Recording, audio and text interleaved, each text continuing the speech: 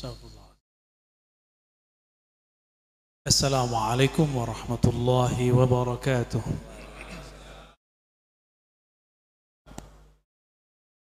Alhamdulillahilladzi azhara lana Ahmada wa ja'alana min ummati Muhammadin sallallahu alaihi wasallam. Asyhadu an la ilaha illallah wahdahu la syarika lah wa asyhadu anna Muhammadan abduhu wa rasuluhu. Allahumma shalli wa sallim wa barik ala nabiyyina Muhammad wa ala alihi wal mahdi khalifatihi wa sallim. Yang saya hormati dan ta'zimi Ketua Senat Romo Kiai Abdullah Kafabihi Mahrus. Bukan Kafabihi Syahida ya. Barusan saya tabarukan kepada beliau untuk mengambil sanad keilmuan beliau. Jadi saya sudah sah jadi murid Pak Kiai. Ya. Alhamdulillah.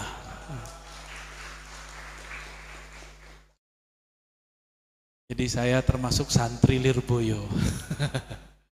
Diterima nggak Pak Kiai? Alhamdulillah ya. Kita satu angkatan Gus.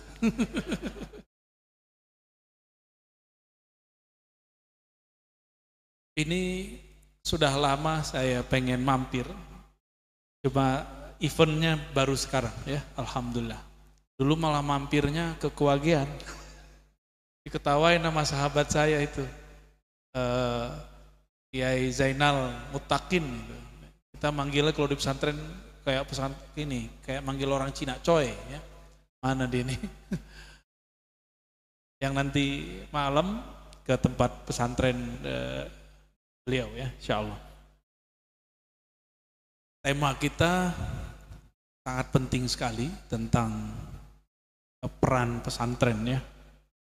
Dan ini nikmat untuk negeri ini. Apa itu? Tidak ada di belahan dunia manapun suatu budaya sehebat budaya yang muncul di negeri ini, yaitu pesantren.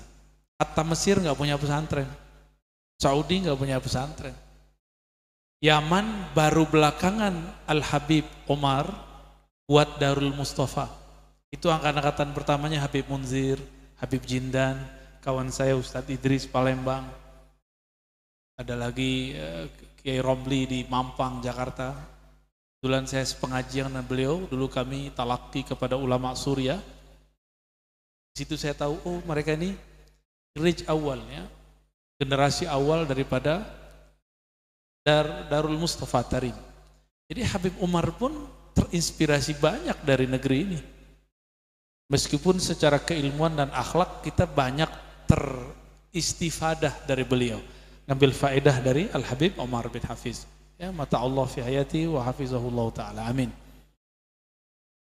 Dan gak usah merasa keder ya, sanad ulama Indonesia, khususnya Lirboyo ini salah satu sanad yang diperhitungkan ya.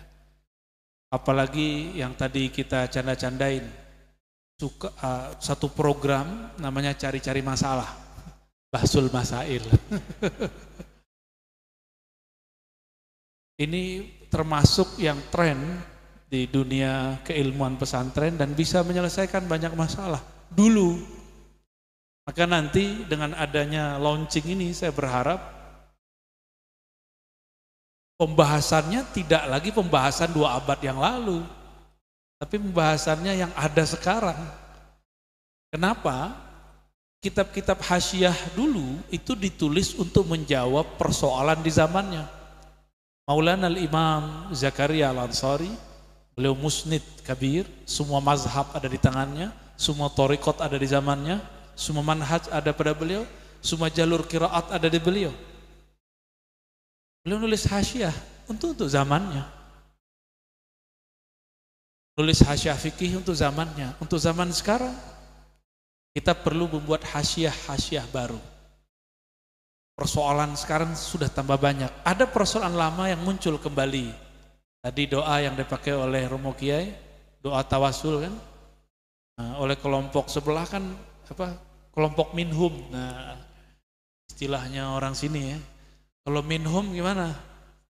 Ya Muhammad, inni atawajjahu ilaika ila rabbi fashfa' fiyya. Ini kan hadis Imam Tirmizi. Oleh mereka dikatakan bahwa tawassul itu hanya boleh lil hadir wal hayy, bagi yang hadir di depan dan dia hidup. Hidup doang nggak cukup, kalau jaraknya jauh itu syirik. Dan yang parahnya disebut asyirk al-akbar. Saleh Fauzan kitabnya diajarkan di pesantren modern. Ya, Albani kitabnya tawassul disebarkan di mana-mana. Yang mengkhawatirkan ini kitab Syekh Saleh Fauzan karena diajarkan atas nama pesantren. Pesantren modern. Coba antum tanya deh ya, sama pesantren modern masih belajar kitab itu enggak? Dan di situ ditulis asyirk al-akbar. Gimana tuh? Tawassul itu syirik besar. Berarti pelakunya apa? Musyrik. Wal musyrikun minal kafirin. Ya, innal ladzina kafaru min ahlil kitabi wal musyrikin. Bahwa orang-orang kafir itu ada dua, ahlul kitab yang ingkar dan yang kedua musyrik. Itu dia nggak mikir dulu ya, kalau ini bab khilafiyah. Itu level alamahnya coba. Alamah Dr. Saleh Fauzan begitu pemahamannya. Al-Muhaddis Al-Kabir Syekh Albani begitu pemahamannya. Maka kita beruntung jadi ahlus sunnah, kita gak gampang memsyirik-syirikan orang. Dada kita terlalu luas, benar gak? Saking luasnya jadi melas. Nah ini saya mulai dari awal, tadi itu pemanasan aja, ya, biasa. Orang asu aja kalau bahas tawassul langsung hot kepalanya. Ini pelan-pelan dari awal ya. Negeri ini paling senang ngimpor barang dan ngimpor pemikiran. Makanya baju-baju kita ngimpor, padahal kita punya batik yang bagus ya enggak? Sarung tuh. Sarungnya Gus tuh itu kayaknya buatan sini juga tuh ya. Ada sarung macam-macam, kita punya yang unik. Dan harga sarung itu kadang lebih mahal daripada celana ente tuh. Ya, jadi jangan dibilang dulu orang pakai sarung kere enggak, tapi maaf hari ini karena saya harus terbang jadi pakai celana biar nggak copot sarungnya. Aslinya sarungan juga ya. Kita ini suka ngimpor pemikiran. Coba lihat. Muncul Ikhwanul Muslimin. Masuk ke kampus-kampus, infiltrasi dengan lembaga dakwah. Makanya teman-teman yang aktivis dakwah harus betul-betul memperhatikan lembaga dakwahnya, kurikulum kajiannya arahnya kemana. Ikhwan Muslimin atau kelompok yang kedua yang juga diimpor, itu kelompok Wahabiyah. Mereka nggak mau disebut Wahabiyah kata Pak Kiai. Pak Kiai ternyata melirik juga ya. Kirain kita doang yang muda-muda. Mereka menyebut dirinya Salafiyah. Nah ini akan ambigu karena pesantren kita disebut salaf juga. Tapi salaf yang kita maksud itu lawan dari al-hadis modern. Salaf artinya tradisional, sederhana, qanaah dan segala macamnya. Kemudian ada lagi Hizbut Tahrir. Benar enggak? Kita enggak anti kok dengan semua ini, cuma kita punya kritik. Boleh enggak mengkritik? Ya, tapi kata mereka kalau ngeritik kita boleh, ngeritik mereka enggak boleh. Jadi saya mengkritik Albani di depan pengikutnya, ngamuk-ngamuk semua. Lalu saya tanya, Albani biyun am ahadun au syakhsun min ummati Muhammad sallallahu alaihi wasallam. Dia seorang nabi atau umat? Pembahas. Oh dia seorang umat, dia boleh dikritik dong. Nabi Muhammad yang nggak boleh dikritik ya. Romo Kiai aja boleh dikritik, tapi santrinya nggak berani.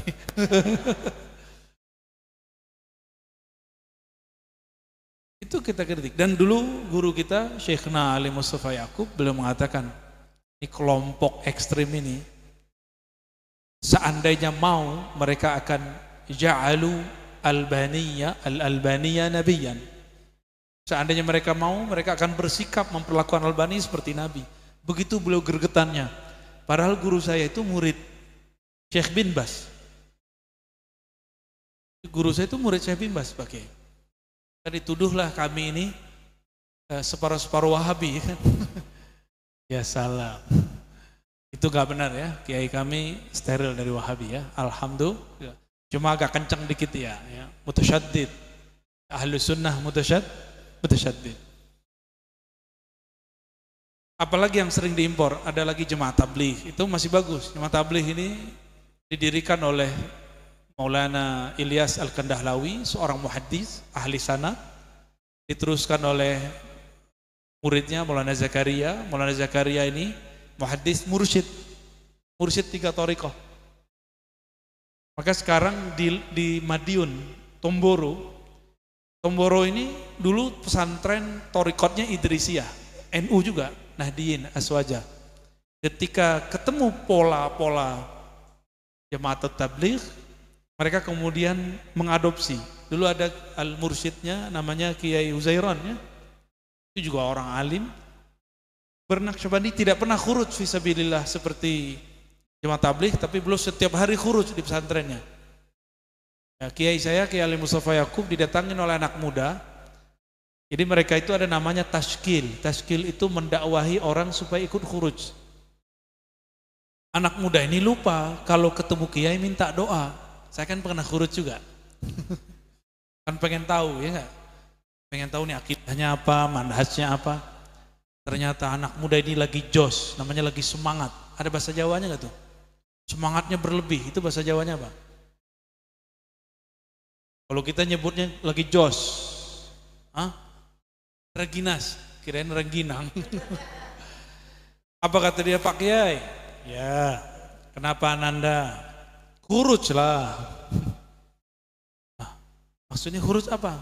Khuruj lah sama kita, Pak Kiai ini sudah enak di pesantren. Khuruj lah dakwah sama kita, ngajar umat. Apa jawaban Kiai? Saya khuruj tiap hari nak. No, lihat tuh tempat jauhlah saya. Jauhlah ini tempat kelilingnya. Dari rumah, bahkan rumahnya itu sudah tempat khuruj. Ada tamu banyak datang, nggak berhenti-berhenti, kemudian ngajar, begitulah terus muter. Itu kiai saya baru aktif keluar-keluar, itu setelah santri ada yang bisa menggantikan beliau. Tadinya beliau main cuma sendiri atau berdua sama beberapa ustadz. Gak kayak saya yang hampir setiap minggu keluar ini. Jadi kita emang suka mengadopsi pemikiran. Nah, ada satu yang mirip dengan Ahlus Sunnah. Emang Ahlus Sunnah itu didirikan oleh Syekh Abdullah Al-Harari Al-Habashi. Beliau orang Habasyah, hijrah ke Libanon, lalu membuat pergerakan di sana, pergerakan anti Wahabi. Cuma yang dilibas oleh beliau ini tidak hanya Wahabi, Imam Ghazali aja dikritisi. Syekh Al-Buti pun ditahzir, tahu tahzir ya, di warning, oh ini sesat nih. Syekh Wahbah Zuhaili pun polemik, dulu pernah tinggal di Suriah beliau, kemudian pindah ke Libanon. Di Libanon, beliau seorang Syafi'i, Asy'ari dan bertarikat Rifa'iyah.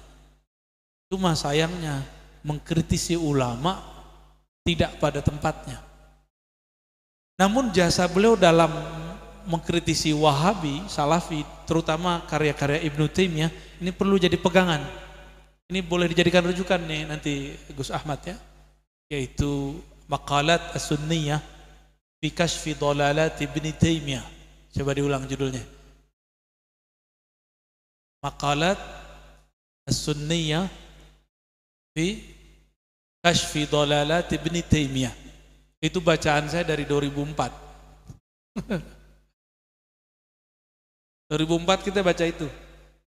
Ajib sekali, itu kitab ditulis sebelum Google ada.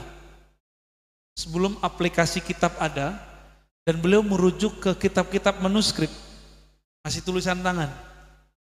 Di situ beliau menemukan keganjilan akidah dan pemahaman Ibnu Taimiyah. Salah satu yang aneh dari Ibnu Taimiyah apa? Qauluhu annal anbiya yartakibuna as-saghair dunal kabair. Nah ini kan bahaya. Dia meyakini bahwa para nabi itu berdosa kecil, tapi bukan dosa besar. Bahaya nggak? Ada qaulun khatir. Ini sangat berbahaya. Ya. Nah, ini pun diimpor nih. Nah, Ibnu Taimiyah ini kan punya gelar yang menarik, Syekhul Islam. Syekh Abdullah Harari dia mengkritisi Ibnu Taimiyah sampai kepada penilaian Ibnu Taimiyah itu mujassimah. Mujassim dalam pemikiran beliau itu sudah masuk ke kufur, tapi bukan murtad, kufur aja. Qaulnya qaul kufur ya. Maka Syekh Abdullah Harari dan murid-muridnya mengeluarkan kitab judulnya At-Tahdzir Asy-Syar'i Al-Wajib. Nah, ini agak saklek nih kitab. Ya, di situ beliau mengatakan Sayyid Muhammad, ya, guru beliau juga nih, ketemu ya Pak Kiai. Dapat ijazah juga. Berarti sanadnya nyambung juga kan sono. Abuya Sayyid Muhammad itu nulis kitab Mafahim Yajibu an Tusahhah. Itu boleh jadi rujukan untuk kajian kalamiahnya nanti. Beliau menyebut Taimiyah dengan gelar Syekhul Islam.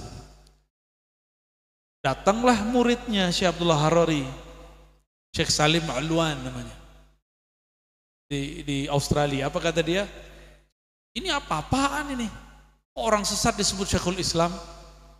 Maka Abuya Sayyid Muhammad sempat direndahkan oleh murid Abdullah Harari. Gitu. Nah, model-model inilah yang kemudian diadopsi oleh sebagian pergerakan aswaja di tanah air. Makanya ada beberapa anak-anak muda aswaja berani ngritisi kiai-kiai sepuh dengan cara yang menurut saya tidak sopan. Karena pengaruh kitab ini. Gitu ya. Antum tahu Al-Buti kan? Tahu Wahbah Zuhaili? Dihabisin itu. Tahu Imam Ghazali? Tadi kita ngobrol-ngobrol sama Kiai. Kiai ternyata pura-pura nggak tahu kalau Imam Ghazali punya mursyid. Mursyidnya siapa gitu. Tadi saya ngobrol dengan beliau. Mursyid Imam Ghazali namanya Al-Imam Abu Ali Al-Farmadi. Fa-nya itu pakai alif. Farmadi. Di beberapa kitab ditulis Farmadi. Abu Ali Al-Farmadi ini ahli zikir khafi, Ismul Jalalah, disebut Allah, Allah, Allah. Itulah yang disebutkan dalam Ihya dan kitab kecil Kimia Us-Sa'adah. Di situ ada zikir Ismul Jalalah. Kemudian juga disebutkan dalam Al-Maqsad Al-Asna bahwa beliau mentalakikan Al-Asma Al-Husna dari Abu Ali Al-Farmadi. Ya. Imam Ghazali yang dahsyat ini pun tidak lepas dari kritik Abdullah Al-Harari. Nah, maksud saya begini, teman-teman semua, aswajah kita sanadnya sudah jelas. Maka jangan kemudian nyerempet kritiknya, jangan kemudian malah membunuh, mengkritisi, menjadi benalu di dalam Ahlus Sunnah sendiri, bikin gak maju-maju ntar. Ya. Lawan kita jelas, kelompok yang mutatarrifun, yang ekstrim. Jangan sampai kita saling bantah-membantah sesama Ahlus Sunnah, habis cuma untuk bahas itu. Dan yang paling parah adalah bab politik. Nah, ini nanti akan banyak Ahlus Sunnah di akidahnya Asy'ari, mazhabnya Syafi'i, bertasawuf, baca Ratibul Haddad, Ratibul Attas, mungkin berthariqah, tapi pergerakan politiknya tidak sesuai dengan Ahlus Sunnah. Kata yang disinggung oleh Gus Ahmad. Ya. Kalau baca kitab Thahawi, kitab Imam Asy'ari, kitab Imam Ahlus Sunnah, apa ajarannya? Ya? Kita diperintahkan an-nad'uwa li umara'ina atau li wulati umurina wa in jaru. Kami diperintahkan untuk mendoakan para pemimpin meskipun mereka menyakiti kita. Ini ditulis juga oleh Imam Sufi Abdul Wahab Sya'rani dalam Al-Minan Al-Kubra, kemudian juga dalam Al-Bahrul Mawrud, dengan lafaz yang berbeda-beda ya. Intinya mendoakan pemimpin itu sama dengan mendoakan rakyat. Jadi kita nggak ada urusan dengan saya beda ideologi dengan dia, bukan itu. Tujuan kita maslahat. Nah, itulah pembukaan saya ketika ngisi kajian di Kemenak kemarin. Ceramahi presiden dan wakil presiden kan. Saya jujur dan saya katakan saya nggak nyoblos Anda. Tapi saya malu kepada orang yang saya coblos. Kok dia bisa legowo, Salamatus Sodar, Ar-Razi, yang katanya ngajar kitab, tapi nggak bisa legowo. Jangan-jangan yang nggak benar kita. Nah, itu yang kemudian jadi catatan diri saya sendiri ya. Tapi banyak yang nggak senang juga dengan kata-kata saya itu ya. Dikira saya menjilat pemerintah, ya sorry. Saya datang ke sana karena perintah guru. Gak akan saya terima kalau nggak perintah guru. Ya. Baik, ini poin terpentingnya. Jadi orang-orang kita suka ngadopsi, suka impor. Nah, saya mau kasih tahu ke saya diri sendiri dan kita semua bahwa keislaman negeri ini sebenarnya juga berasal dari sana. Jadi kita sebenarnya nggak perlu ngadopsi. Setelah diimpor dari sana, lalu kemudian dipribumikan, menjadilah seperti Aswaja yang kita lihat hari ini. Jadi sudah banyak yang dibenerin. Dulu Hadratus Syekh Hasyim Asy'ari, ya, Mbah Yai Wahab Hasbullah, termasuk Mbah Yai Mahrus, ya, ngambil ilmunya kan ke sana juga. Hadratus Syekh Hasyim Asy'ari itu punya sanad ke ulama-ulama Mekah sangat banyak sekali. Ya, saya juga mengkoleksi beberapa. Misalnya beliau ngambil daripada murid-murid Syekh Ahmad Zaini Dahlan dan murid Said Bakri Syata. Begitu juga ulama Nusantara yang ada di sana, Syekh Ahmad Khatib Minangkabawi. Itu nanti nyambung semua kepada jalur ulama Timur Tengah. Jadi kalau orang bilang di Mekah nggak ada begitu, kita tanya dulu Mekah tahun berapa, ya kan? Di Mekah nggak ada kunut, gampang itu Mekah tahun berapa bro? Ya, di Mekah nggak ada tahlilan, tunggu dulu tahlilannya tahun berapa tuh? Nggak ada tawasulan, kapan? Nggak ada maulidan, iya Mekah setelah dikuasai Wahabi. Ini yang salah banyak orang dikira 1924, enggak. Wahabi resmi berkuasa 1933. Itu penyatuan Hijaz dengan Suud. Najd 1933. Beri bentar lagi 100 tahun ya. Biasanya sebelum 100 tahun akan ada perubahan.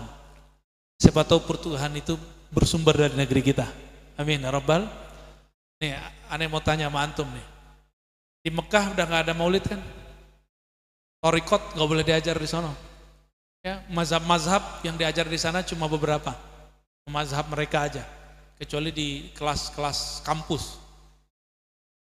Tapi di negeri ini masih ada nggak? Maulidan ada di sini, tarekatan ada di sini, mazhab-mazhab masih ada di sini. Ya, benar. Serius. Dalailan ada di sini nggak? Jadi dulu yang diamalkan ulama Madinah, Mekah, udah diamalkan oleh orang Nusantara hari ini. Dan yang paling terbuka mengamalkannya, mengembangkannya itu pesantren-pesantren. Maka kita perlu bangga menjadi bagian pesantren. Karena pesantren gak ditutup kan? Pesantren ditutup gak? Semua sekolah ditutup di Jakarta. Pesantren tidak pernah ditutup. Semoga ini sir nubuat Nabi Muhammad SAW. Ya. Dan bagian terakhir yang mau saya sampaikan, suatu kebenaran jika tidak dikemas dengan cara yang benar dan menarik, tidak akan dilirik. Ini paling penting nih, mumpung yang megangnya anak muda, ya enggak? Yang kita yakini ini benar enggak? Yang kita amalkan ini benar nggak? Ya, maka kita harus buat packaging, dibungkus dengan cara yang bisa diterima orang. Sekarang orang lebih banyak nonton TV atau megang handphone. Maka muka Gus Ahmad harus muncul di YouTube. Bukan karena pengen viral, tugas ke ahlu sunnahan. Kalau pengen viral, antum hancur duluan. Karena hubbus syuhrah itu halak. Ya. Cinta viral itu bagian dari kebinasaan. Ya dullu ala maradil qalb, menunjukkan penyakit kolbunya berbahaya. Ya. Karena hubbus syuhrah itu minar riya. Orang cinta viral itu tanda riya. Ya. Jadi santri kalau cinta viral, waduh belajar thariqat lah. Imam Ghazali, orang alim, kitab beliau, kitab fikihnya setebal ini, ada kemudian yang lebih tebal lagi. Sudah mujtahid mutlak itu ukurannya. Nulis kitab kalam berjilid-jilid, nulis kitab falsafah yang sangat ajib, tahafud falasifah, maqasid falasifah, tapi beliau masih bermursyid, masih berguru. Jadi thariqah beliau enggak hanya cuma seperti yang kita bayangkan selama ini, enggak. Thariqah beliau at-ta'lim wal amal bihi. Wal amal bihi itu jalurnya thariqah. Ya. Saya sering nanya, ilmu itu dari kitab atau dari kolbu? Min kitabin au min qalbin. Sama-sama ba belakangnya, depannya sama mirip-mirip qaf dan ka. Ilmu dari mana? Dari kitab atau dari kolbu? Beneran. Nanti cek ya, antum ngajar nggak buka kitab? Bisa nggak? Atau baca matan nggak baca syarah, bisa nggak? Cek kolbu loh. Kalau ngaco, gelisah berarti belum.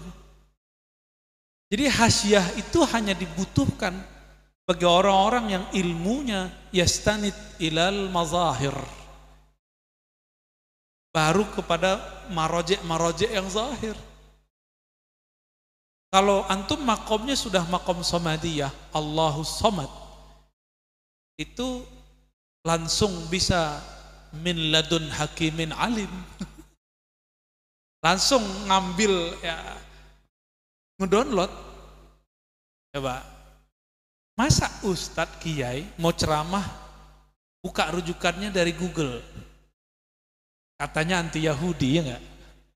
Benar enggak? Lucu enggak Gus? Kayak gitu fenomena sekarang nih Romo Kiai. Ustadz Kiai mau ceramah bukanya Google. Katanya anti Amerika. Ya, handphonenya handphone Cino. Lengkap sudah ya. Kalau benar-benar Kiai dekat kepada Allah, tanya langsung dong ke Allah, ya enggak? Katanya dekat ke Allah. Wattaqullah, takutlah kepada Allah. Allah wa yu'allimukumullah. Allah langsung ngajarin kamu. Tapi asbabnya wattaqullah. Wattaqullah itu fit ta'allum wa ta'lim. Kalau udah ngaji, udah bersanad, diamalkan ilmu yang diberikan guru, itulah yang sering kita baca dari masyayikh kita. Hadis Abu Nuaim, hadisnya Hasan. Man amila bima alima, allamahullahu ilman ma lam ya'lam. Itu bukan laduni, itu namanya futuhi. Laduni tanpa perlu belajar. Jadi antum dapat futuh itu udah hebat. Separuh lagi langsung jadi wali. Kalau futuh biasa itu wali am. Kalau wali khas, dia merenung sebentar, ilmunya langsung kemudian memancar. Karena dia dekat sekali dengan Allah yang maha alim. Allah dekat atau jauh? Beneran, berasa nggak? Serius? Ayo nanya sama Allah, bisa nggak? Berarti belum. Gak usah sama Allah dulu, kita sama kolbu aja masih terhijab. Kan Allah sendiri yang yahulu bainal mar'i wa nafsi. Kita ini masih terhijab sama diri kita sendiri. Apalagi dengan Allah. Hijabnya nafsi itu. Ego, merasa pinter. Jadi antum kalau mau ngajar nih, mau diskusi, merasa pinter sedikit saja, langsung Allah tidak akan teteskan nur dalam kolbu. Maka bahsul masail kita harus ada nuansa kerohaniannya. Sebelum diskusi, tawajuh dulu lah, tawasul dulu ya. Ini kan pas basul masalah panas tuh, tutup lagi nanti dengan istighfar. Karena jidal itu Masya Allah, ya, yuksil qalb, mengeraskan kolbu, wa in kunta haqqan, wa in kunta musiban, ya, mengeraskan kolbu walaupun kita benar. Ini beratnya. Maka saya berharap launching ini nanti kalau pakai kamera ini terlalu canggih, ribet kali bagi sebagian orang. Pakai handphone yang agak mahalan dikit lah. Harga-harga 5 juta ke atas. Yang antum nikmati dari YouTube itu hasil dari handphone 5 jutaan ke atas itu. Serius. Ini kebetulan hari ini timnya lagi nggak ikut. Ya, karena saya bawa keluarga. Ya. Biasanya ada 2 orang yang ikut. Pakai handphone aja. Hasilnya jelas kan? Jelas. Tinggal modal mic, akun YouTube, wajibkan semua santri subscribe. Ya, kalau udah 1000 langsung bisa live. Tapi jangan kemudian bunuh diri sendiri sebelum tampil betul-betul siap lahir dan batin. Maka kalau kita ada orang-orang yang misalnya ingin kritisi, istifsar, intiqad, kita bisa jawab. Kalau kita salah, ngaku salah. Namanya kalau udah masuk YouTube kan gimana? Jadi benar-benar harus koneksi kepada Allah, harus kuat. Dan harus munsif, salah, ngaku salah dan minta maaf. Ya? Meskipun wa in kunta muhiqqan, wa in kunta musiban, meskipun kita merasa diri kita benar. Satu kali saya bercerita tentang pengalaman saya ziarah ke kampungnya Yahudi. Ziarahlah ke Nabi Daud. Di situ orang-orang Yahudi, Masya Allah, jenggotnya lebih dahsyat daripada jenggot kelompok Minhum itu. Terbayanglah saya waktu itu, oh kayaknya Nabi Harun begini nih. Kok mirip ya dengan Minhum? Tapi oleh mereka nanti dipretelin. Jadi mereka mengatakan, saya mengatakan Hum itu mirip dengan Yahudi. Enggak, saya enggak ngomong begitu. Justru jenggot Yahudi mirip dengan Hum. Amhim Hum, ya jelas. Mereka tersinggung. Maksud saya benar. Ana musibun, muhiqqun. Lakin bikalami yata'adza bidzalika ba'dul muslimin, ya. Karena kalam saya ada orang tersinggung. Murid-murid teman-teman muhibbin itu belain kita, tapi saya enggak tersanjung. Malam-malam saya ngamalkan zikir wirid asas Imam Syazili, sampailah pada zikir ya Latif, ya Latif, ya Latif, ya Latif. Saat itu terasa kolbu itu kayak tersiram. Tadinya lagi emosi kan, kayak ada kesejukan mengalir.